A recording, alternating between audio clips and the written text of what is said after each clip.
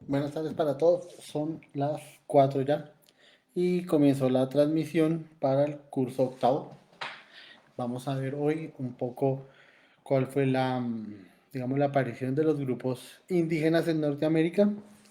Recuerden que estamos viendo el tema de los Estados Unidos. La vez pasada estuvimos hablando sobre la generalidad de este país, un poco como su economía, sus ciudades más conocidas, su tipo de gobierno, la moneda, etcétera. Y ahora pues vamos a ver la, la conformación de los grupos indígenas y si alcanzamos, que yo creo que sí, dejamos planteado el tema de pues, digamos, las primeras colonizaciones, las primeras exploraciones que tuvo el país, pues por parte de los españoles, que fueron como los primeros, y luego pues los holandeses, los franceses y finalmente ya pues los ingleses.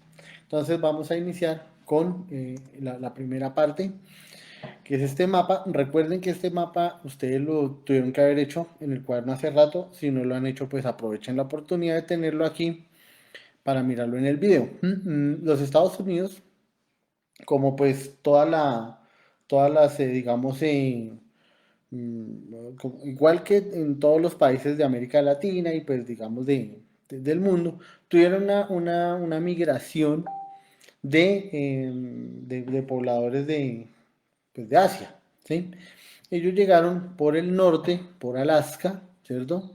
Recuerden que pues hace unos 60 o 70 mil años hubo una glaciación y esa glaciación congeló, digamos, el paso, el estrecho de Bering entre América y Asia. Cuando ese paso se congeló, entonces la fauna, los animales grandes, los mastodontes y todo eso, pasaron a América y el ser humano pasó detrás de ellos, pues en su proceso de cacería y todo esto. Eh, cuando, cuando estos grupos humanos pasaron, se establecieron algunos en Alaska, por ejemplo, acá miren en el recuadro, los Inuit, los que nosotros conocemos más, pues más comúnmente como esquimales. Entonces ellos se establecieron ahí y luego otros siguieron migrando hacia el sur y se establecieron a lo largo de todos los Estados Unidos. Entonces ustedes ven acá, ¿sí?, que a lo largo de Estados Unidos como en Colombia pues habían muchos grupos y muchas tribus indígenas. ¿Sí? Hay una cosa en común entre estos pueblos indígenas y, digamos, los grupos indígenas de Colombia. Y es que en Estados Unidos no se formó una gran confederación o imperio de grupos indígenas, sino que hubo pequeñas tribus o tribus más o menos grandes o algunas pequeñas uniones, confederaciones, pero nunca alcanzaron ni el tamaño, ni digamos el poder, ni el número de los aztecas o los mayas o los incas, ¿ya? En Estados Unidos lo que había eran tribus diseminadas, algunas unidas por su misma lengua, digamos por el que utilizaban el mismo dialecto. Eso se ve muy claramente aquí en el mapa. Miren ustedes acá el color, este color verde, es un color verde claro. Ustedes van a ver que están los Crow, los Sioux, los Cheyenne, los Arapaos, los Paun y los Comanches.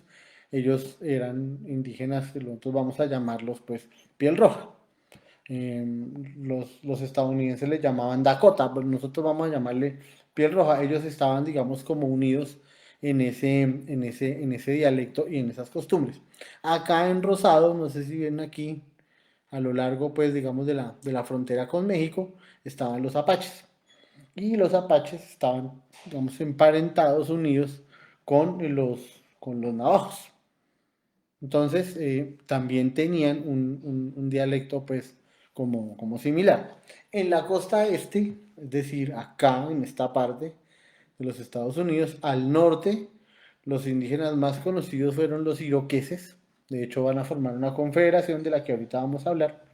Los iroqueses y los lenapes. Los lenapes vivían en donde hoy es Nueva York. De hecho, ellos eran los dueños de la isla de Manhattan y luego se la van a vender a los holandeses. Y al sur, digamos, los grupos más conocidos eran tres, los Creeks, los Cherokees y los Seminolas.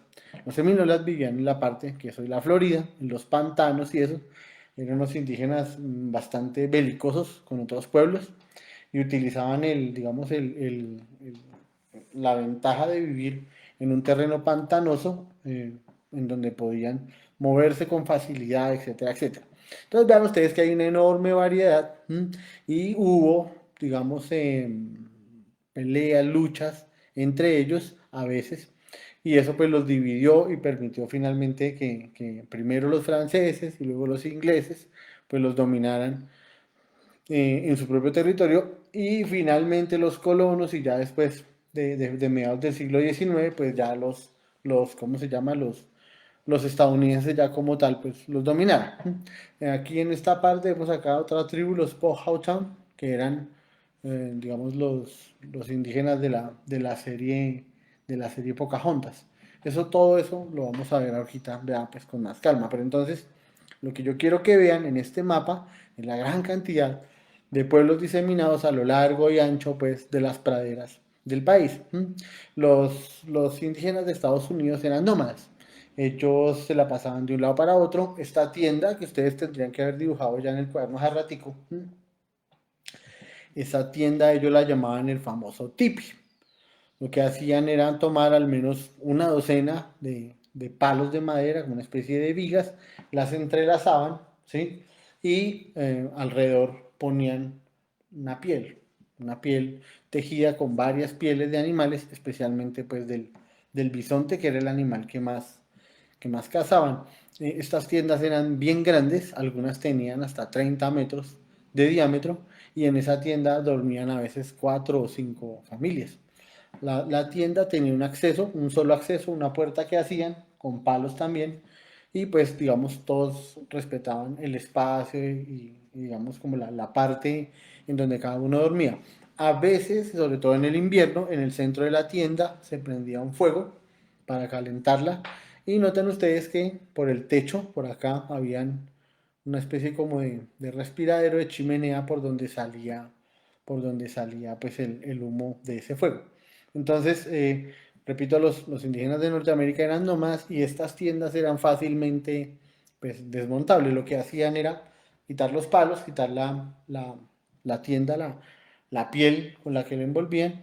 En esa misma piel envolvían los palos y ellos arrastraban este campamento. Se podía saber la magnitud de un campamento por la huella que dejaban, digamos, al arrastrar. A veces estos campamentos tenían hasta 2 o 3 kilómetros de extensión. Al seguir las huellas se veía pues lo ancho del campamento, y eso significaba pues que había mucha gente pues dentro de él, ¿no? Aquí está el dibujo. Ustedes recuerden que tenían que hacerlo dentro del cuaderno. Pues la tienda, el tipi, era pues bastante fácil de desmontar. Los indígenas de Estados Unidos, antes de conocer pues a los blancos, utilizaban armas no muy diferentes a las que utilizaban todos los indígenas en América. Ellos utilizaban el arco, la flecha, la lanza, el cuchillo, todos estos, todas estas armas, todas estas herramientas, las construían con piedras afiladas y amarradas con tendones de animales. Lo que pasa es una cosa, la más famosa fue la Tomahawk, la que ustedes están viendo acá, o la famosa hacha de guerra. Esta hacha, como ustedes pueden ver, tenía una forma de triángulo, en donde esta parte de acá era para golpear, y esta parte de acá era para cortar. La piedra, utilizaban piedras de río, le sacaban filo y eran piedras muy confiables, no se rompían, y además tenían una capacidad de cortar pues impresionante. Algunas tribus practicaban el escalpelo, que era quitar el cuero cabelludo. Acá está, esta fotografía es de finales del siglo XIX. Hay un hombre que se llama Robert McGee, y él fue escalpado con una tomahawk, con un hacha. Entonces lo que hacían era arrancarle el cuero cabelludo a la persona de esta manera, como una especie de trofeo, ¿cierto? Para guardarlo como recuerdo de sus enemigos. Esto era terrible, el cabello no volvía a crecer y el dolor que se sentía era impresionante. No sé si ustedes lo saben, pero la parte del cuerpo en donde la persona tiene más terminaciones nerviosas es precisamente el cuero cabelludo. Entonces, la experiencia era bastante, bastante desagradable cuando uno era escalpado por un indígena. Bueno, ya les voy a comentar algo pues, para que no crean que todo era una cosa de salvajes o una cosa por el estilo. Los más conocidos indígenas de Estados Unidos, por nosotros, por las películas, por un montón de cosas, pues eran los piel roja. También se llamaban Sioux o Dakota. Le llamaban piel roja porque ellos solían teñir su cara con arcilla o con alguna otra sustancia de ese color para la guerra. Y utilizaban estos penachos de plumas que ustedes ven acá, que normalmente los llevaban puestos los grandes guerreros o los jefes de las tribus o los ancianos. Cada pluma significaba cosas diferentes, pero así básicamente era su bravía en combate. Las plumas eran o enemigos muertos o animales cazados. Entonces eran los tipos que, digamos, dedicaban toda su vida a esto de la cacería o a esto de la guerra. Y como una prueba de eso, digamos, utilizaban ese penacho para simbolizar el poder. Los indígenas de Estados Unidos, el que ustedes ven esta fotografía de unos Atsina, que son descendientes de los algonquinos. Esta es una fotografía de 1908. Vean ustedes que muchos tienen las plumas en las lanzas y aquí hay uno en donde es perfectamente visible pues el penacho. Entonces, resumiendo, los indígenas de Estados Unidos eran nómadas, eran cazadores, no tenían una unidad política pues así muy, muy fuerte, que digamos, y hay una cosa muy importante, ellos creían en una entidad, ellos, digamos, adoraban muchas cosas, ¿no? Los animales, el agua, la roca, las montañas, los cementerios para ellos eran sagrados, hubo muchas guerras por eso, de hecho todavía hoy los descendientes de los indígenas, los que sobreviven pues en Estados Unidos, ellos tienen pleitos con esa nación por la cuestión de la, digamos, de la exploración de sus tierras en las reservaciones, etcétera. Entonces, los indígenas de Estados Unidos crean en una entidad superior al que llamaban el Gran Espíritu. Y para ellos era normal, de, totalmente normal, que la muerte fuera algo natural.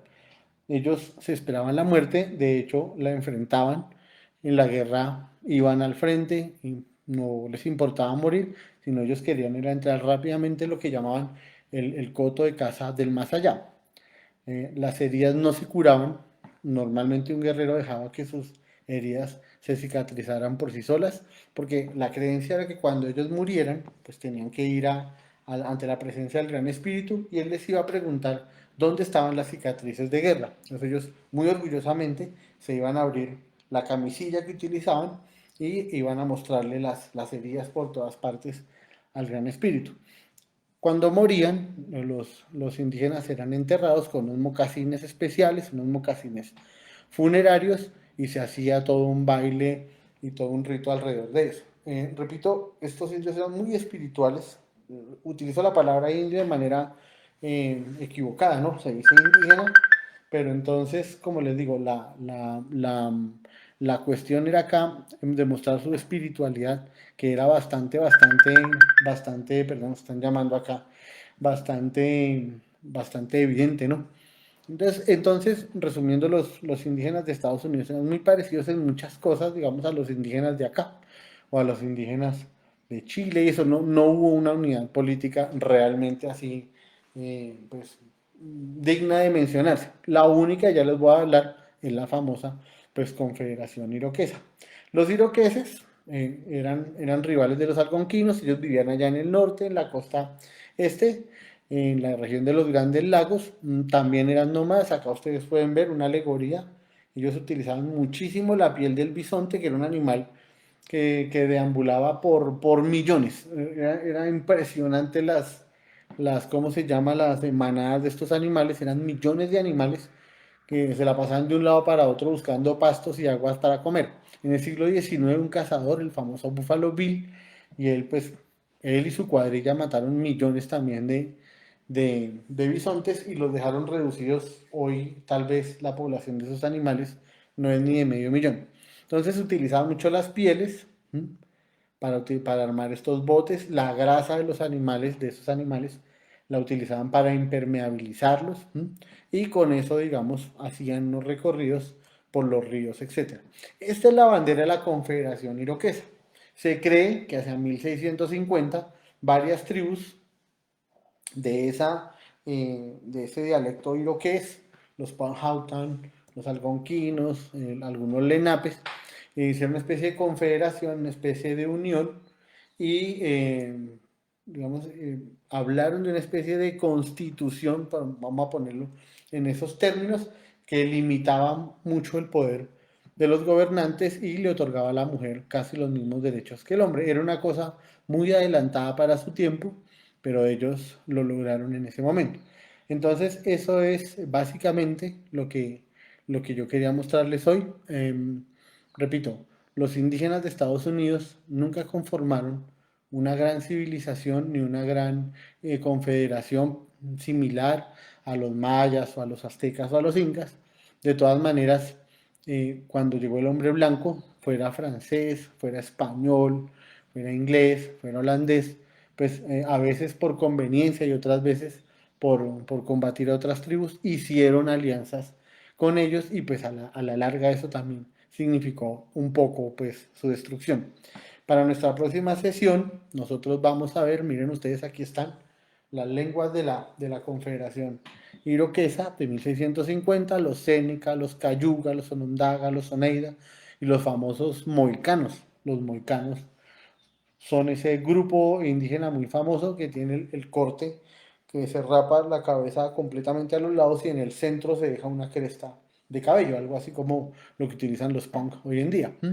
Entonces, esta fue la Confederación Iroquesa, pero pues ellos terminaron siendo dominados por, pues por los, primero por los holandeses, los franceses y finalmente por los ingleses. En nuestra próxima sesión ya vamos a entrar a mirar cuáles fueron los europeos que comenzaron a llegar a Norteamérica, cómo, cuáles fueron sus rutas de colonización, qué ciudades fundaron y vamos a entrar a ver ya, digamos, el aspecto importante de la fundación de las 13 colonias y el embrión de lo que serían los modernos Estados Unidos de Norteamérica. Para quienes estén viendo la transmisión, por favor, no se les olvide colocar ahí en la caja de los comentarios su nombre, el curso 8.1, si tienen alguna pregunta, por favor hablen con sus compañeros y se hablan con ellos para que les digan que estamos haciendo aquí las transmisiones. Es muy importante que las vean, va a ser una parte fundamental de su nota en el tercer periodo. Les agradezco que hayan estado acá presentes hoy. Esto va a ser siempre así, muy cortico, 15-20 minutos, para que ustedes puedan después ver el video otra vez y mirar si han hecho o no bien sus talleres y sus guías en el cuaderno. Les agradezco haber estado hoy y nos vemos el martes entonces con otra sesión sobre la historia de los Estados Unidos. Cuídense mucho.